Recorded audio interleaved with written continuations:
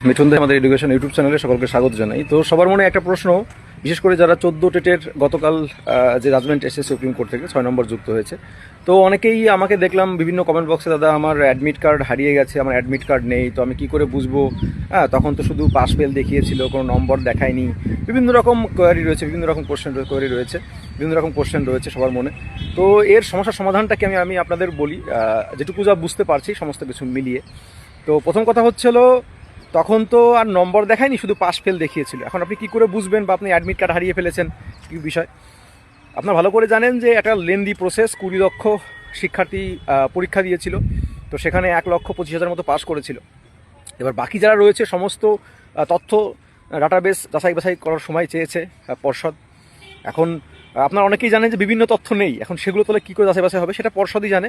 তবে যারা পরীক্ষা দিয়েছিলেন, অ্যাডমিট কার্ড হারিয়ে ফেলেছেন, প্রথম কথা হলো খুঁজে দেখুন কোথাও কোনো তথ্য কিছু আছে কি না। যদি না থাকে তাহলে পরে আমার যেটুকু মনে হচ্ছে বা যেটুকু যা বুঝতে পারছি, পর্ষদের তরফ থেকে এই যে বিভিন্ন ডাটাবেস তথ্য যাচাই বাছাই করে বাকি যে যারা রয়েছে প্রায় 20 লক্ষের কাছাকাছি, প্রায় 18 লক্ষ 19 লক্ষ তথ্য যাচাই বাছাই হবে। তো সেখান থেকে যাচাই বাছাই হয়ে যে লিস্ট হবে, সেই লিস্ট তো অবশ্যই পাবলিশ হবে। সেই লিস্ট কিন্তু পাবলিশ হবে, তো সেই লিস্ট থেকে কিন্তু আপনি আপনার নাম এবং ডেট অফ বার্থ দেখে এভাবে করে হয়তো খুঁজে নিতে পারবেন, এটা আমার অনুমান। তাছাড়া কিন্তু কোনোভাবেই আপনি আপনার অ্যাডমিট কার্ড যাচাই বাছাই করতে পারবেন না। আর দ্বিতীয় প্রসেস কি? দ্বিতীয় প্রসেস হচ্ছে জিডি করা, থানায় গিয়ে জিডি করা। জিডি করার পর সেই জিডির কপি নিয়ে পর্ষদে গিয়ে দৌড়াদৌড়ি করা। তো আমার মনে হয় না এই মুহূর্তে যদি আপনি জিডিও করেন, তবে একটা জিডি করে রাখা ভালো, অবশ্যই জিডি করে রাখুন, আমি এটা বলবো।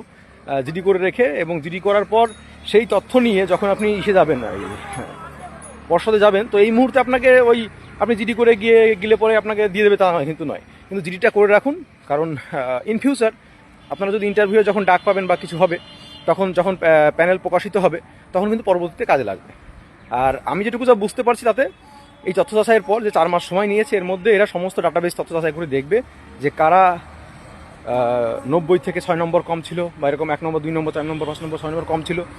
সেই সমস্ত তথ্যগুলো ডাটাবেস যাচাই বাছাই করবে। কতটা কি আছে জানি না, কী করে কি নম্বর ভরাবে সেটাও তোমরা ভালো করে বুঝতে পারছো কীভাবে কী করবে। তো এগুলো যখন যাচাই বাছাই হবে এবং অবশ্যই একটা লিস্ট প্রকাশিত হবে, যখন মানে কত হাজার বা কত লক্ষ পাস হলো, তো সেই লিস্ট তো অবশ্যই প্রকাশ করতে হবে, সেই তথ্য কোর্টে পেশ করতে হবে এবং ওয়েবসাইটে দিতে হবে। তো যখন পেশ করবে তখন সেখানে অবশ্যই আপনার রোল নম্বর, আপনার ডেট অফ বার্থ, আপনার নাম সমস্ত কিছু থাকবে। তো সেখান থেকেই কিন্তু আপনি আপনার তথ্য পাবেন, তাছাড়া কিন্তু এই মুহূর্তে তথ্য পাওয়া অসম্ভব। বুঝতে পারলেন? তো এই হচ্ছে এছাড়া কিন্তু সমস্যার সমাধান নেই, এটাই সমস্যার সমাধান, এছাড়া কোনো সমাধান নেই। অবশ্যই একটা জিডি করে রাখুন, আর বাকিটা অপেক্ষা করুন যখন প্যানেল প্রকাশিত হবে, সেই প্যানেল থেকে আপনার ডেট অফ বার্থ এবং আপনার নাম দেখে সেটা খুঁজে বার করতে হবে যে হ্যাঁ এটাই তাহলে আমার রোল নম্বর, এটা আমার ডেট অফ বার্থ, তাহলে এটাই আমার সেভাবে করে করতে হবে। এবং পরবর্তীতে ইন্টারভিউ দেওয়াতে কোনো সমস্যা হবে না, ওটা নিয়ে জিডির কপি বললাম ওটা নিয়ে হয়ে যাবে। ঠিক আছে, এটা হচ্ছে সমাধান, তাছাড়া কোনো সমাধান নেই।